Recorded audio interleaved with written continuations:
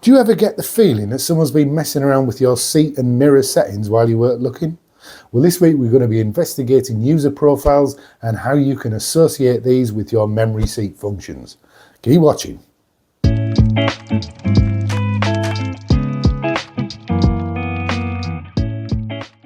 So this week I was asked a question about your keys and how they relate to the memory functions in your car. And a very nice chap was asking me all sorts of questions. Chap from Hong Kong. I've forgotten your name, I do apologise.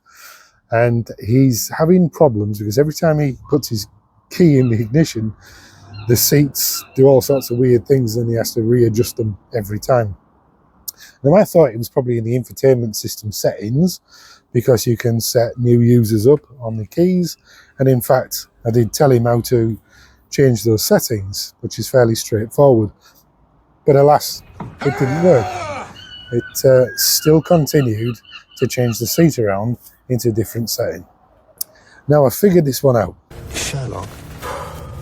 And it's a bit of a three-parter. So first of all, if you want a key to be specially set up so that the car makes itself available to you. Oh, behave! So that the seats are set, so that the mirrors are right, so that the steering's in the right place, so that it has behaviours like leaving the lights on when you turn the ignition off and things like that. If you want it to be leaving the passenger door open when the car sets off and things like that, then this is a useful place to start. So what you got to do is go into the infotainment system and you go to user profiles and you select a user profile, and then you can overwrite that profile with your own name and create your own set of settings. So that is doing all those things I just said, setting your seats up, most importantly, setting your mirrors. Just done a video on setting your mirrors because there's quite a few functions I didn't even know about before I started. You have to set the key to the memory setting that you've chosen for all of those settings. So it's a two-phase in that respect. You create your profile and then you create the environment for your memory settings to be in the right place. So once you've got your mirrors and your seats and your steering wheel and your infotainment system all set up how you like it, the next thing to do is to set all of this information into your key. To do this, you need to be inside the car with the doors locked and your key in your hand, importantly. And what you're going to do is press the set button on the driver's seat for at least 1 second, and then within 10 seconds press the memory number button that you chose for all of your settings, whether that's 1, 2 or 3, press it and hold that for at least a second. When you've done that, you need to use your key to unlock the car by the remote, exit car, shut the door, lock it with the remote, open it with the remote. When you've done that, your car key will be assigned to your user profile and to the memory location on those seats. So when you come to your car and get in, everything will be set up for you. Genius. So I hope that's helpful to you. Let me know if you've got any questions. Also had a question from Jack this week. He's had a flat battery and unfortunately his windows are playing up. They're not going up when they need to, and the automatic one press close function's gone and all sorts of trouble. Later, okay? No windows. No windows. So it sounds to me like you need to reinitialize your windows. And to do this, it's very straightforward. Sit in the car, put your ignition on, but without your engine running. Open your driver's window slightly, and then lift it all the way up. Hold the button for at least 1 second, and then go all the way down and hold the button for another second. Now move to the passenger window and do the same thing. Lower it slightly, it doesn't have to be all the way down. Lower it slightly, click it, bring it all the way back up into the closed position, hold it for at least a second, and then open the window fully, and when it's fully open, keep it pressed down for at least a second again, and then come back up again.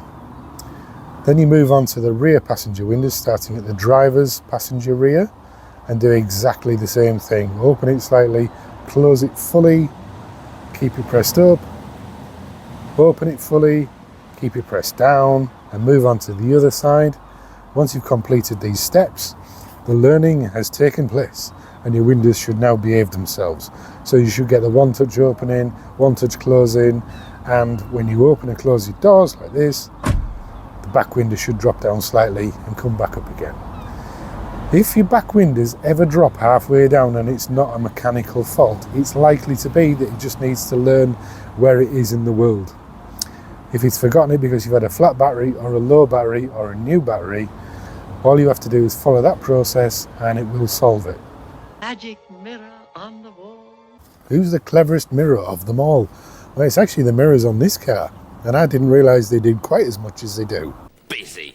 Electric mirrors have been around for a long time, and they've evolved quite a bit, and none more so than in the Bentley.